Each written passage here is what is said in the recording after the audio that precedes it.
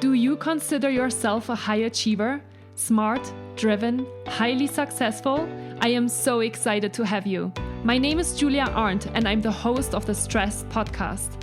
I will help you develop your stress resilience the same way you've developed your workplace superpowers. Learn peak performance tools to thrive at work and in your personal life. Let's get started.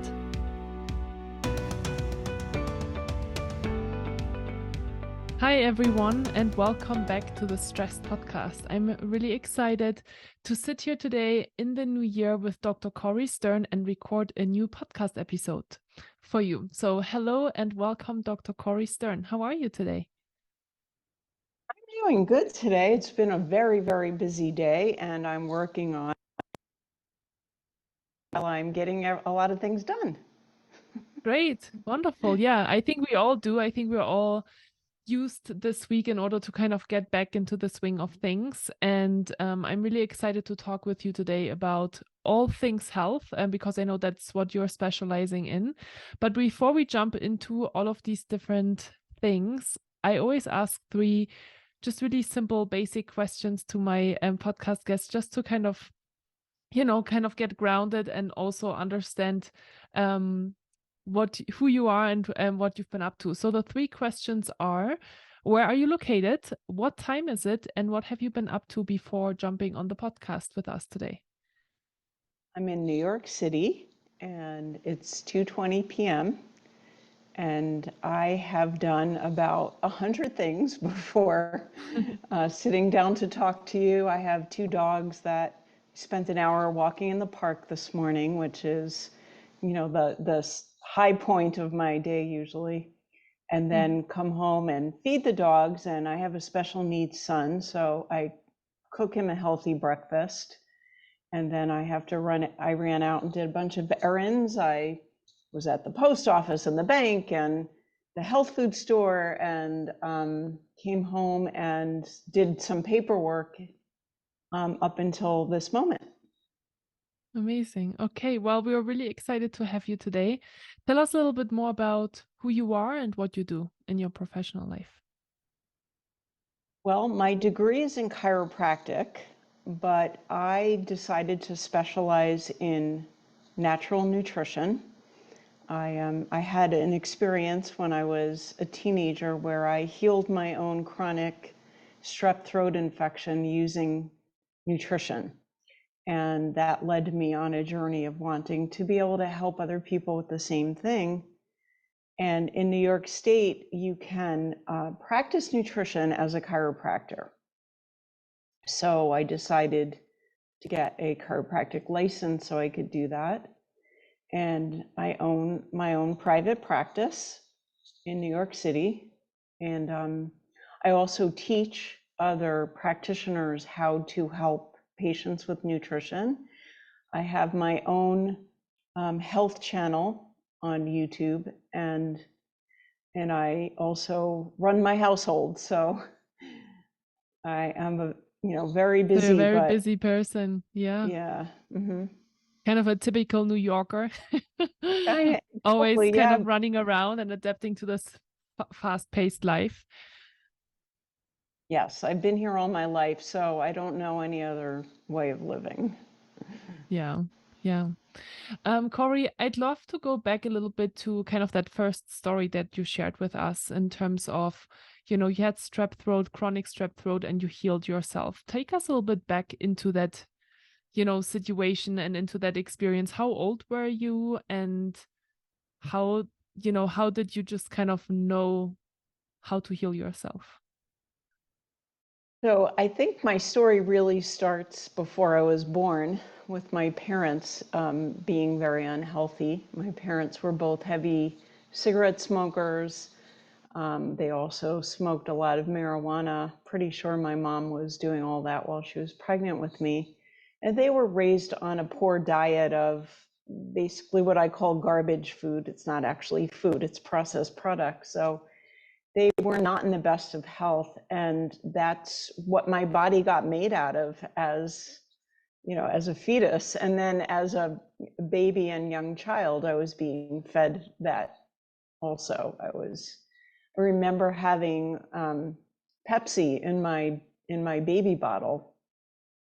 And so I was always sick, always. I always had ear infections, throat infections, urinary tract infections. I was always on antibiotics as a child and thought it was normal. I thought all kids were taking medicine all the time. I had no idea that, I wasn't healthy. I didn't know. And by the time I was 15, I had a chronic strep throat infection that just wouldn't respond to anything that the medical doctor was giving me, one antibiotic after another. And it was summertime, and I'm a teenager, and I'm too sick to actually go have fun, hang out with my friends. I got really angry. I said, okay, you know what? Medical doctors don't know what they're doing. They don't know how to help people be healthy. So I'm going to figure it out myself. That's what kind of person I am. I still do that to this day. How was your So diet at that point when you were kind of terrible, going through that? Okay, awful, still awful. terrible. Yeah. Yeah. I didn't know that it was terrible. It Hmm. was just the That normal. was just how That's, you grew up. Yeah. yeah, Hmm. yeah. I never actually, very rarely did we eat what I now consider to be food, things that grow in the ground, grow in a tree, or have a mother and are minimally processed. Hmm. Just to give you an example, I would have sugary cereal for breakfast or chocolate milk. I would have Skippy peanut butter and Welch's grape jelly on white Wonder Bread for lunch with, some kind of processed dessert and juice. And then I would come home and I would eat cookies and drink soda and eat candy. And then dinner. My mom worked, so she often would just bring home fast food, McDonald's or Burger King or Kentucky Fried Chicken or pizza.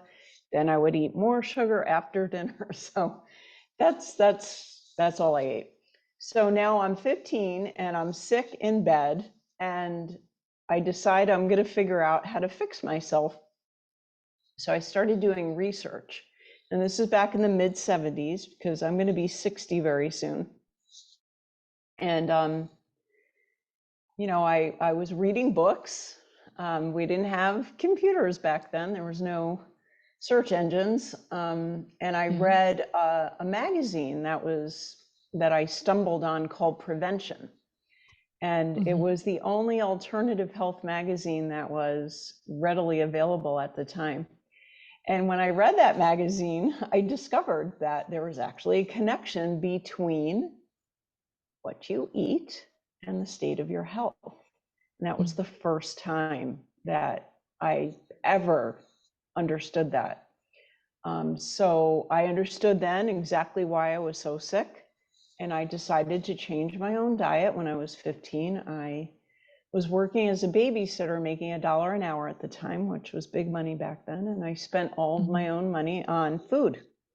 I went to there was one little local health food store in Manhattan at the time in my neighborhood. And I went there and I bought all, clean products, organic things. I stopped eating sugar. I stopped eating white flour, preservatives, tried to avoid chemicals. And in that health food store, I discovered a book that was called Back to Eden. And it was written in the 1920s. And it was I would say an herbal Bible. It had every single herb on planet Earth and its therapeutic application. And I devoured that book. I was obsessed with it. And I started buying herbs and making concoctions for myself in my bedroom. My parents thought I lost my mind, but the end result was that I cured myself. So that's when the seed was planted in me that I would be able to Hmm. help other people restore their health naturally with what's put on planet Earth for us to actually utilize to maintain health. And so many people have lost contact with that concept. Yeah. Wow. And I'm sure a lot of us are wondering now, how long did it take you, that process of, like learning about all of these different things at the age of 15 and then actually making that connection of it actually works? It didn't take that long. Maybe because I was young. I think Mm-hmm. it was just a few weeks before. I mean, I don't think it was a sudden healing. I think I started feeling better slowly, and then I was good. I stopped getting sick. I stopped getting sick for a long time. Mm-hmm. For years. For years, I stopped getting sick. And then in my early 20s, I gave birth to a son with a rare genetic disorder. And the stress of dealing with that, he needed many surgeries. He's had 18 major surgeries. He's 36 now.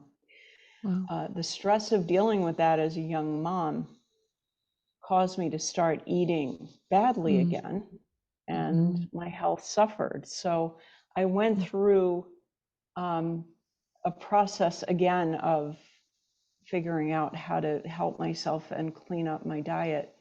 And, many people go through this, though. My patients go through similar things where they learn how to eat properly, they learn how to improve their health, and then something happens in life that pulls them back into old habits, and Yeah. then they have to start over again. Human progress is rarely a straight line.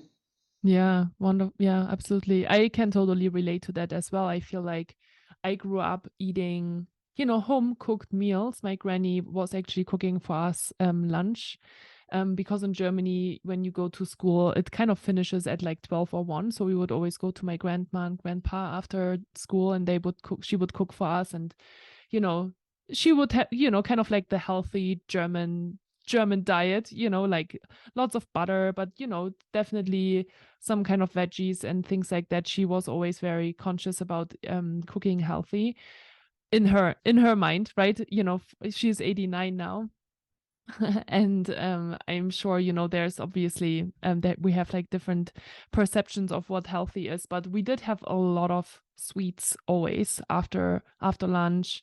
And I feel like we just got used to always eating something sweet after lunch or after dinner, and you mentioned that as well. I can totally relate to that, and it is still, I have broken through that many times now in my life of creating that healthier diet and creating yeah, I'm totally a sugar addict 100%, and I have broken through that multiple times. But yeah, when I go through more difficult or more stressful times, I definitely always revert back to that. Well, let's talk about that, because that Yeah. actually has a lot to do with handling stress. Mm-hmm. And there's a connection between sugar cravings and stress. So Mm-hmm. that's the number one thing that I help people with, because almost everybody that comes to me says what you just said. Mm-hmm. When in stressful times, you revert back to your old habits, which include eating a lot of sugar. Mm-hmm. So when you have a lot of sugar in your diet, you become mineral deficient. Mm-hmm. Sugar and minerals don't get along really well. Sugar competes with minerals to get into your cells. So when you're eating a lot of sugar, you will become mineral deficient.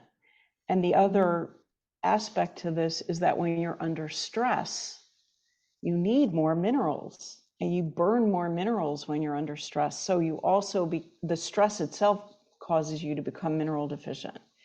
And when you're mineral deficient, you're going to have cravings because your body is looking to correct the deficiency. And most Mm-hmm. people interpret the craving as needing sugar. Mm-hmm. So um, let's just talk about minerals for a minute, because a lot of Yeah, please. people don't really know what they are, right? I That would have been my next question. So minerals are substances that your body requires to make your systems work. I consider it like turning the key in a car to turn the engine on, right? So there's Mm-hmm. many different minerals that you need. Let's name some of them: um, calcium, magnesium, uh, zinc, iron, iodine, phosphorus, copper. There's a lot of them, a lot of them. And you need Mhm. all of them. You know, Mhm. minerals are what planet Earth is made up of, and Mhm. to a great degree, your body as well.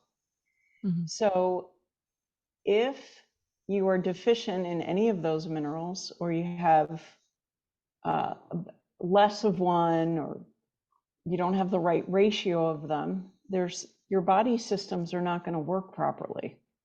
You're not going to feel well. Something's Mhm. going to go wrong. Um, Take, for example, iodine. Your thyroid needs iodine to produce thyroid hormone. And many people are deficient in iodine. It's found primarily in the sea, so in shellfish and in kelp and seaweed, in sea salt. But some people don't eat any shellfish or seaweed, and they're avoiding salt. Salt, Mhm. by the way, is also an essential mineral. So um, a lot of people avoid salt because they're told it's bad for them. Mhm. You actually need it, and if you don't eat it, things are going to go wrong in your body. So iodine, if you're deficient in iodine, your thyroid is not going to function properly. And thyroid disease, at least in the US, is epidemic. It's epidemic. Mhm. So many people have thyroid issues. Mhm. And if your thyroid is under functioning, you're going to feel sluggish and exhausted. You might get constipated. You'll gain weight and you can't lose it. You'll have dry skin and hair. You'll have an intolerance to cold. So you'll feel terrible. And Mhm. that's what an iodine deficiency can cause. So getting back to the concept of being under stress, you're under Yeah. stress and you're having anxiety or nervousness, and you're reaching for foods that make you feel better temporarily, that include sugar, now you're causing more of a mineral deficiency. And you're going to have more sugar cravings, and you're going to feel worse, and you're going to be in this vicious cycle Mhm. that can only be broken by correcting the mineral deficiency, which will help your body to handle stress better and reduce your sugar cravings. So that's really what I have to help people do. The other Very component to interesting. it is eating good quality fat. So you Mhm. mentioned your granny used a lot of butter. Butter is Mhm. actually an excellent Mhm. form of fat as long as Mhm. it's good quality butter. So Mhm. butter should be made from milk that comes straight out of the cow, that's not pasteurized, raw milk out of a grass-fed cow. That butter is packed with nutrition. It's so good for you. And butter is not the only good fat. You know, there's a lot of misinformation about fat out there. So people think of butter, oh, it's high in cholesterol, it's going to cause heart disease. Um, Saturated fat, which is what we're talking about, butter and things like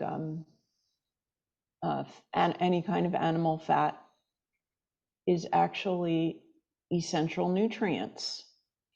Um, what's really bad is commercial fats. So commercial oils, seed oils, canola oil, sunflower oil, safflower oil, things made out of seeds are highly inflammatory. So Mhm. if you're eating too much of the bad fats and you're not eating enough of the good fats because you think they're bad for you, it's going to affect your ability to handle stress also, because your brain needs fat. Your brain is mostly fat. Mhm. Your hormones need fat and cholesterol. That's what they're made out of. So when people are really deficient in fat and minerals, they cannot handle stress. That's when you start seeing symptoms like anxiety and depression and insomnia, Mhm. um, panic attacks, and then people end up turning to pharmaceuticals, Mhm. which, you know, Nobody has an antidepressant medication deficiency. You know what I'm saying? That's not Yeah. going to fix the problem. Yeah. So just replenishing your minerals and your fats goes a long way towards reducing cravings and helping your body to manage stress better. I Hmm. don't think I would be able to handle my life if I didn't make sure I was getting enough minerals and good quality fat. Yeah. And so, I think this is so interesting. And there's so many things that resonate with me where I'm already like, I probably need to get one or the other mineral. I've been really increasing my magnesium intake because I feel like I'm really magnesium depleted. But iodine actually resonates very strongly with me. So I will add that as well. And the question then here is, do you recommend your clients to take supplements to supplement that, or do I there's always, I think, that question between, do I try to just have a much healthier diet and buy all these different things to try and get it naturally, or do I take a supplement? That is an excellent question. So the first thing that we have to look at is, where do minerals actually come from? How do minerals get into food? So minerals are from the soil, right? So anything growing in the soil, plants, let's say vegetables and fruits, and then also animals eating grass, animals eating food from the earth have the minerals in them. Unless the soil that the food is growing in doesn't have minerals in it. And when you're talking about the United States, you're talking about a very mineral depleted soil in commercial farming. Not only that, but animals are treated very poorly. They're not fed what they're supposed to eat. So in commercial farming, cows are not fed grass, they're fed grain. Cows are not supposed to be eating grain, so they're mineral deficient. They're not healthy. They're being shot up with antibiotics and hormones. So the solution is to eat your food from, number one, to eat your food from a small scale family farm with, clean, nutrient rich soil. And I actually have a link that people can go on in the US and find the closest farm to them where they can get food like that. And I'm trying to spread the word and trying to get as many people to eat off these clean, nutrient dense farms as much as possible. So that's definitely an important action to take. However, if you're deficient, you may not be, even if you eat that food, you may not be able to correct the deficiency that you have with food alone. Hmm. So just to think of it this way, I'm going to just make something up. Let's say you're 100 milligrams in your body deficient in iodine, and that would mean that you have to eat, 50 pieces of seaweed a day to, correct that deficiency. Is that viable? Are you going to be able to eat that much of whatever it is that you need? And how do you know exactly how much you're getting? So usually when somebody's deficient, we want to give them supplementation to correct the deficiency. And they may not need to stay on that supplement forever, especially if they move over to a really good nutrient dense diet. The supplements that I use are made out of food. They're actually grown on a farm. Mm-hmm. I use a company, primarily, I don't only use one company, but I use a company that primarily that is the oldest nutritional supplement company in the United States. It's 95 years old, and they have their own farm and they grow most of their own stuff. So when you're considering what kind of supplement to take, I think it's really important that your supplement is food based, because Hmm. otherwise it's not biologically compatible with your body. You don't want to take high doses of synthetic nutrients that are made out of chemicals. So on my website, there's a link to that company. Okay, People want to check it out. Yeah. great. Yeah, awesome. Really great. This is super, super interesting information. And so, you already kind of talked about kind of that connection between stress and food and supplements. So that's really helpful. And, the other thing that I was thinking about as we are kind of starting this new year is, a lot of people are, especially in January, setting all of these new intentions and these new resolutions to eat better and to work out more, and to strengthen the immune system. Can you talk to us a little bit about how to strengthen the immune system, and also if there's something that we should particularly pay attention to when we're maybe getting back into this healthy rhythm of trying to be healthier both physically and nutritionally? Absolutely. So, to answer the first question about the immune system, the most important thing to start with is to try to reduce your toxic load. A lot of people don't know that toxins deplete the immune system. You think about your immune system in terms of pathogens, right? Germs, viruses, bacteria, fungus, parasites.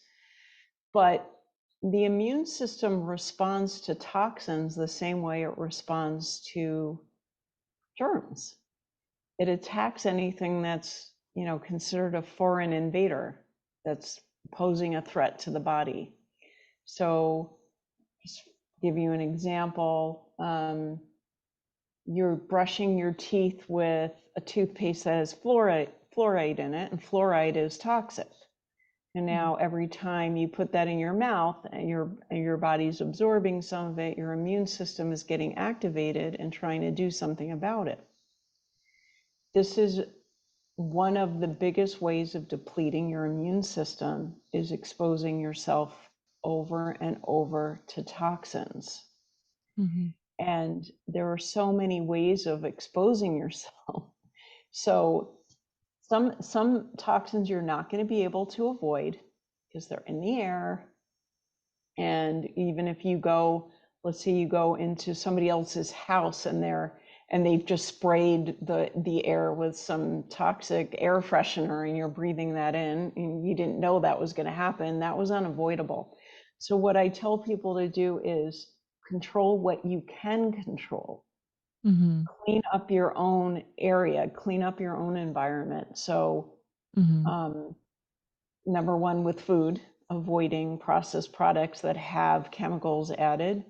Number two, with your personal care products, don't use products that are toxic. Use as clean products as clean as you can get, preferably organic, right? Organic means that there's no pesticides in them and any natural ingredients were grown in organic soil. So it's a much lower toxic load. Don't clean your house with toxic household cleaners. A lot of people are going crazy using bleach and Lysol, and it's not good for you and it's not necessary. Don't wash your clothes in commercial detergents and fabric softeners. Fragrances in products are very toxic. I have a whole video just on Mm-hmm. fragrances and how toxic they are. They cause cancer and they're addictive. They're actually Mm-hmm. addictive. So look at your own personal environment and try to keep it as clean as you can to start the process of strengthening your immune system. And I actually have on my website, I have a free PDF that you can access, and it's called Everyday Items You Never Knew Were Toxic. Mm-hmm. So even things like toilet paper Mm-hmm. and beer and tea bags. So I just go through, why they're toxic and what alternatives you can look at. And my whole health channel, I talk about these things. So if people need more information, don't try to do everything all at once. Don't get yourself overwhelmed. Just when you're finished with this shampoo, replace it with something better. Do it that way. Do it gradually. Mm-hmm. I love that. So Yeah. also in terms of keeping your immune system strong, I mean, I have a lot of exposure to sick people every day because sick people come to Mm-hmm. see me when they're sick Mm-hmm. just for me to help them get better. So I just stay on a regimen of the basics, the basic immune system vitamins and minerals that Mm-hmm. support your body. So things like vitamin C and D and zinc. And a lot of people don't know this, but calcium. They think of calcium as being a mineral important for bones, but it's actually also important for your immune system. Mm-hmm. I have several videos about this. So if you want to learn more about, well, how can calcium help you with your immune system? Calcium is actually a great fever reducer. You don't have to take something toxic like Tylenol. There's special forms of calcium that you can take instead. So that's really the most important thing to keep your immune system strong.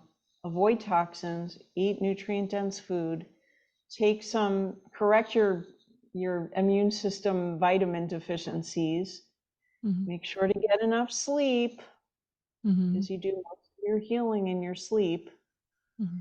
And then, you have the other basics, like if you're not exercising, if you have a sedentary job where you're sitting in front of a computer all day, at least try to go for a walk several times a week. You don't have to get into the gym and start a vigorous program right away. That's not a good idea because if you're mostly sitting, you're going to be a little bit atrophied. So you want to start off Mm-hmm. slow and gentle. Walking is a normal biological activity, especially if you can walk on natural surfaces. Try to get sun as much as you can, at least 15 minutes a day. Today in New York, there's no sun. So I feel sun deficient today. Mm-hmm. And then try to give yourself exposure to healthy electromagnetic fields. So what do we mean by that? Your cell phone has toxic electromagnetic frequency coming out of it and is bad for you. But the Earth has therapeutic electromagnetic frequency coming out of it, and it's good for you. And it's part of what we're supposed to be receiving to stay healthy. So if you're in a location where you can walk barefoot on natural surfaces, that's one way of getting the good electromagnetic field. If you can't do that, like I cannot do that where I live, there are actual mats that you can lay on that produce the frequency. They're called pulsed electromagnetic frequency mats. I have one in my Okay. office that I have my patients lay on as just a little therapeutic treatment. Um, I I have it on I have one on my website if people want to look at it. Something Okay. that you can just have in your house and do every day for 20 minutes to Yeah. improve Very interesting. Huh. your. And so, what is the best way to identify deficiencies? That is such a very interesting question. Okay.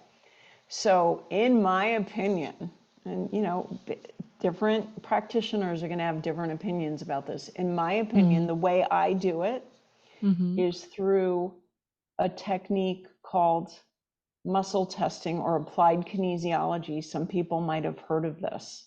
Mm-hmm. I I know use a what it is. specific technique called nutrition response testing, which allows me to be able to evaluate a body and find out very specifically what the body needs.